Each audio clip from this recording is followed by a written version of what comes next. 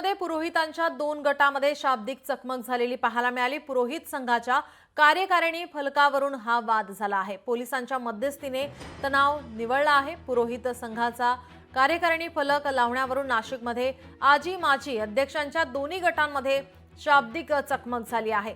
या प्रकारामुळे रामतीर्थावर तणावाचे वातावरण निर्माण झाले होते। अखेर पोलिसांनी मध्यस्थी केल्याने हा वाद निवळला आहे।